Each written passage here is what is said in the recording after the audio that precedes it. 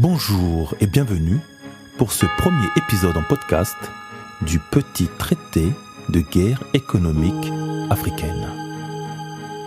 Je m'appelle Patrice Dianse, un entrepreneur afro-caribéen qui entreprend en Afrique.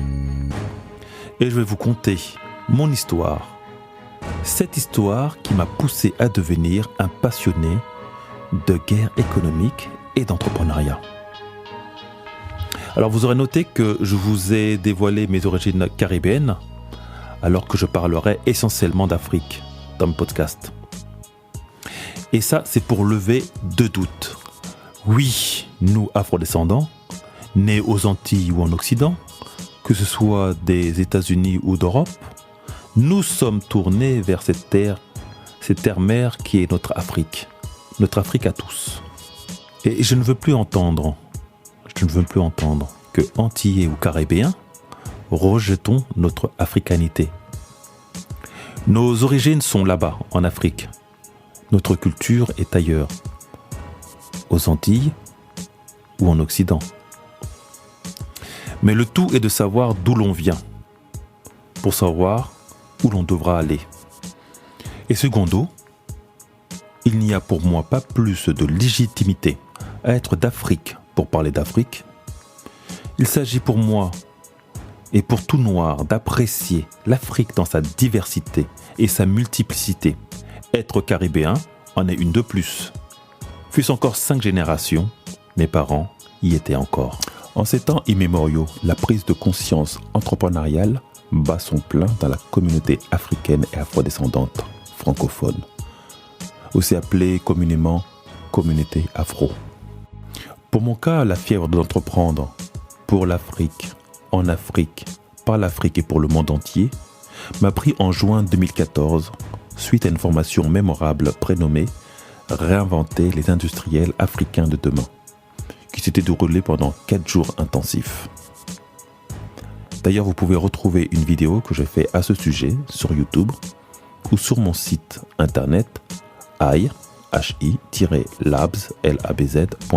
Et vous y découvrirez le tout premier déplacement de jeunes entrepreneurs africains dont je faisais partie à la recherche de solutions industrielles par leurs propres moyens en Chine. Alors avant cela, j'étais un paisible cadre et manager dans une grosse boîte informatique ayant pignon sur rue et dans laquelle je gagnais très bien ma vie. Être employé et surtout être en CDI est une très bonne chose. Quand il s'agit effectivement d'avoir une vie paisible en famille, de miser sur l'immobilier et surtout vouloir s'écarter du stress de l'instabilité financière. Et ça, je ne critiquerai jamais cette situation ou cette option. Mais une fois atteint par le syndrome de l'entrepreneuriat, sachez que vous ne reviendrez plus en arrière. Il n'y a pour moi qu'une voie pour la richesse, c'est celle de l'entrepreneuriat. La première chose dont vous devrez prendre conscience quand vous déciderez d'entreprendre, c'est que vous devenez un soldat, un combattant du business. Vous entrez en guerre économique. Depuis 2014 que je pérégrine dans le milieu du business africain ou afrodescendant, je m'aperçois d'une chose, notre absence généralisée des concepts de guerre qu'utilisent toutes les structures commerciales adverses pour se défendre ou pour exister. Vous devez bien comprendre une chose, faire votre business ou créer des business, c'est menacer l'équilibre de marché qui se serait bien passé de vous. Vous apportez de la diversité et du choix dans un système qui cherche à se concentrer et s'oriente vers des monopoles de plus en plus imposants. En fait, c'est le principe des multinationales qui luttent contre les petites industries grâce à leur antériorité et grâce aux capitaux qu'ils ont pu engranger pendant que nous, on était étudiants ou encore employés. Regardez Facebook, qui est notre outil de prédilection. Né en 2004, 16 ans plus tard, elle a fait le rachat de près de 65 grosses entreprises, les plus influentes dans les réseaux sociaux ou dans la high-tech. On peut compter parmi elles WhatsApp, Instagram, ConnectU, QuickTime. Mais on peut aussi parler de Google, né en 1998. Plus de 20 ans après, c'est 224 entreprises qui ont été rachetées, dont YouTube en tête de file. Alors bien sûr, elle est composée de centaines de milliers d'outils. Mais tous sont issus de leur achat pour pouvoir performer et améliorer les outils qu'ils offrent. Et même la célèbre pomme, la pomme de Steve Jobs, Apple, c'est 95 entreprises qui ont été rachetées depuis sa création. Bref, le mythe de « il y a de la place pour tout le monde dans le business » quand vous créez votre entreprise est une utopie.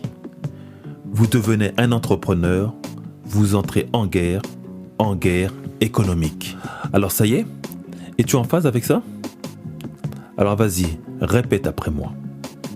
Je suis un entrepreneur et je suis en guerre. Alors bravo, tu es devenu un soldat. Et comme tout principe de guerre, il y aura des règles et une hiérarchie à respecter. Il y a aussi de la discipline et de la rigueur pour pouvoir atteindre tes objectifs, atteindre le succès, la gloire et la richesse. Qu'elles soient matérielles ou immatérielles, ne nous voilons pas la face. C'est le but premier de tout entrepreneur, la réussite dans les affaires. En fait, le succès tant escompté par chacun de nous respecte des échelons, un cheminement et un raisonnement. Voilà pourquoi j'aime à comparer le monde de l'entreprise et de l'entrepreneuriat à un champ de bataille. Voilà pourquoi votre réussite, notre réussite, ne se basera que par le respect de principes militaires. Je souhaite aborder la réussite et le succès qui nous font défaut sous un autre angle, un angle guerrier, celui de la guerre économique africaine. Je suis Patrice Yance, un Afro-Caribéen qui entreprend en Afrique. Entreprendre ou mourir, nous vaincrons.